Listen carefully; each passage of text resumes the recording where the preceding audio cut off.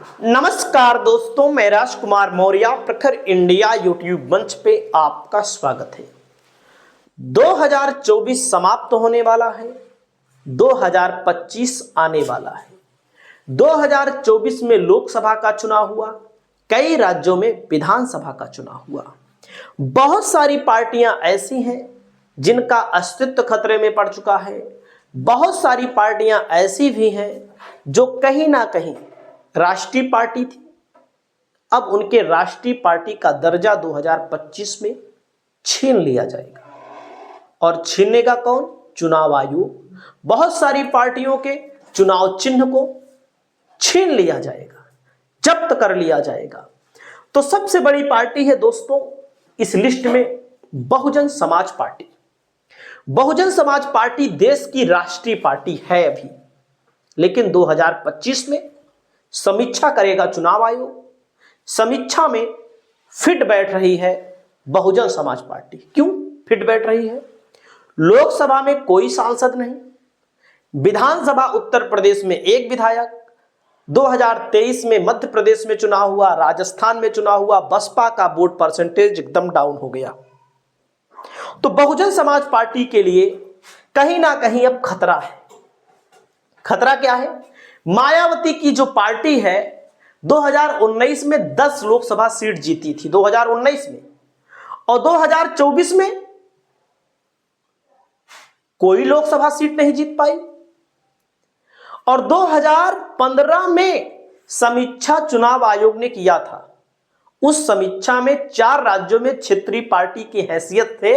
2015 में बहुजन समाज पार्टी थी, 2015 में बसपा का बड़ा वोट बैंक था, लेकिन 2024 आते आते बसपा का वोट बैंक भी कम हो गया, सांसद विधायक भी कम हो गए। तो अब 2025 में जब चुनाव आयोग समीक्षा करेगा तो बसपा का राष्ट्रीय पार्टी होने का दर्जा छिन जाएगा। बहुत बुरी खबर है बहुजन समाज पार्टी के समर्थकों के लिए। इसलिए बुरी खबर है कि बसपा के लोग जहां पर प्रचार करने जाते थे, मैंने सुना है, समझा है और सच्चाई है, अपनी पार्टी की सब खूबियां बताते हैं, बताना भी चाहिए, कि कहते थे राष्ट्रीय पार्टी है कांग्रेस और भाजपा के बाद। वास्तविकता यही थी। और वहीं पर दोस्तों राष्ट्रीय लोकतांत्रिक आरएलपी, जिसके राष्ट्रीय अध्यक्ष हनुमान बेनीवाल हैं, और इनकी पार्टी की स्थापना 2018 में हुई। पहली बार चुनाव लड़े, 3 सीटों पर चुनाव जीते, 19 का लोकसभा चुनाव बीजेपी के साथ लड़ा, लोकसभा का चुनाव जीते। 2023 में चुनाव लड़े, विधानसभा का 3 विधायक जीते थे पहले, बाद में 1 विधायक हो गए। परफॉर्मेंस गिर गया। अब जब परफॉर्मेंस गिर गया तो 2024 का चुनाव हुआ, इंडिया गठबंधन के साथ चुनाव लड़े और चुनाव फिर जीते। अब हनुमान बेनीवाल की पार्टी जो है विधानसभा में शून्य हो गई है। तो इनकी पार्टी के ऊपर, और इनका सिंबल जो है बोतल, बोतलें तो है, इनके बोतल के ऊपर खतरा मंडरा चुका है। खतरा का मतलब इनका फिक्स सिंबल है भाई, छिन सकता है। और वहीं पर दोस्तों एक पार्टी थी रामविलास पासवान की पार्टी, राष्ट्रीय लोक जनशक्ति पार्टी। तो इनकी पार्टी इनके भाई की थी, रामविलास पासवान की थी।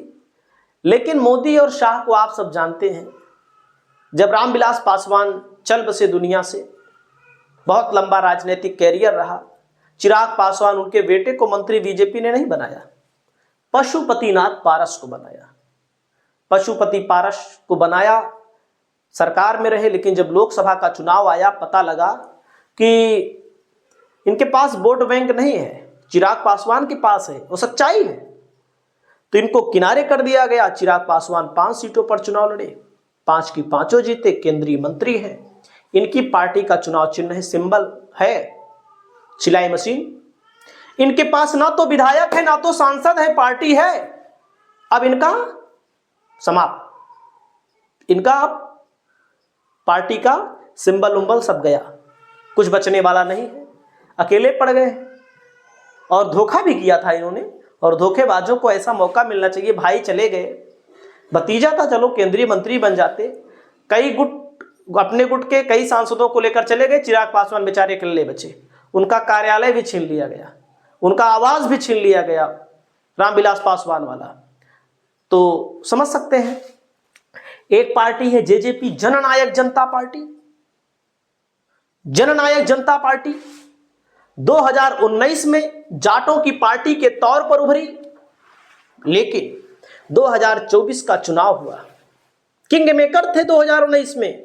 भाजपा की सरकार हरियाणा में 24 में भी भाजपा ने बना लिया सरकार, लेकिन इनकी पार्टी के कोई विधायक नहीं है, कोई सांसद नहीं है, इनकी पार्टी का भी सिंबल खतरे में है। आने वाले समय में आपको पता लगेगा, छिन जाएगा।